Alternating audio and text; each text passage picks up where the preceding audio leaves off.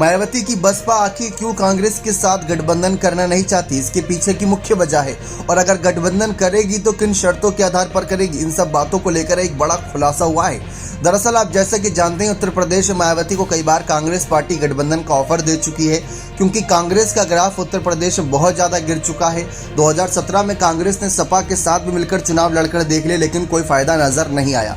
तो ऐसे मायावती की बसपा का दरवाजा खटखटाया गया, लेकिन बसपा ने दरवाजे बंद कर दिए। इसके पीछे की मुख्य वजह है राजस्थान, छत्तीसगढ़ और मध्य प्रदेश।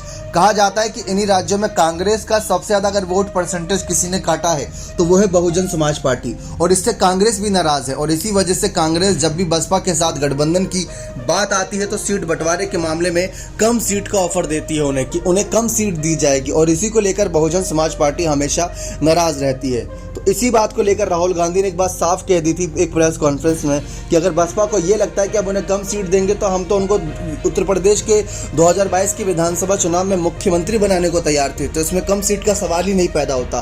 तो इसी बात को लेकर आपको बता दें कि तमाम विचार विमर्श चलता रहता है।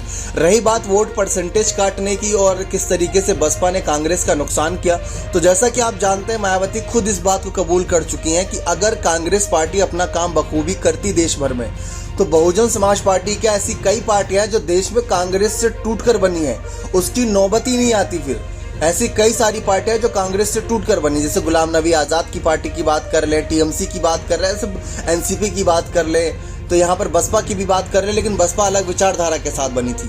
तो इसी वजह से मायावती ने इस बात को कबूला था कि कांग्रेस की विचारधारा गलत जा रही थी, इसी वजह से बसपा और तमाम पार्टियों का निर्माण हुआ।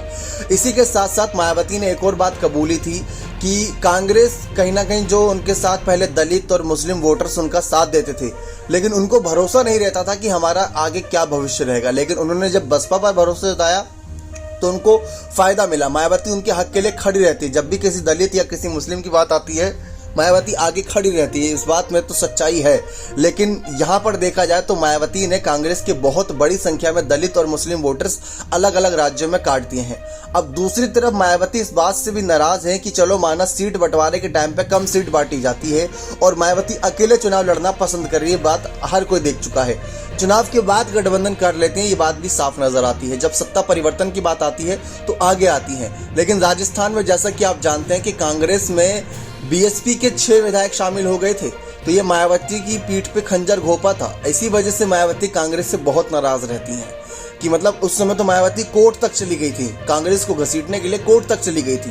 तो ये एक बड़ा कहीं ना कहीं कदम रहता है मायावती का। इसी नाराजगी की वजह से मायावती कांग्रेस के साथ हाथ नहीं मिला रही। और इसके बाद सबसे बड़ी वजह यह है कि चलो कांग्रेस के साथ एक बारी हाथ मिला भी लिया, तो उत्तर प्रदेश में देखा जाए जो इंडिया दल है उसमें रालोद है, उसमें पल्लवी पटेल की अपना दल कमेरावादी है, इसमें साथ ही साथ देखा जाए समाजवादी पार्टी है। तो कैसे उनके साथ सीट बंटवारों पर एक सहमति बनेगी?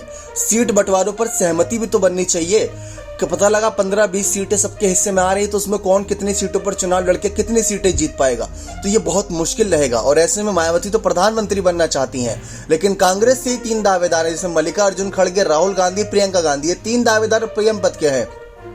तो ऐसे मायावती इसीलिए पीछे कदम रखे क्योंकि वो खुद प्रधानमंत्री बनना चाहती हैं, ना कि किसी को बनाना चाहती है। अगर विपक्षी दल उनको समर्थन देना चाहते हैं, अगर कांग्रेस उनको समर्थन देना चाहते हैं तो आ सकते हैं, लेकिन इंडिया दल छोड़कर आ सकते हैं, ना कि इंडिया दल के साथ आए, ताकि अगला चुनाव जो लड़े तो उसमें समाजवादी पार्टी के खिलाफ भी कांग्रेस अपने प्रत्याशी उतारे, तो वहां पर जंग बेहद दिलचस्प होगी। तो मायावती की ये कुछ शर्तें हैं, अगर स्वीकार कर लेती है कांग्रेस तो शायद इन फ्यूचर कभी गठबंधन देखने को मिल सकता है इन पार्टियों के बीच। बाकी देखते हैं इनका क्या खुद का डिसीजन रहने वाला है।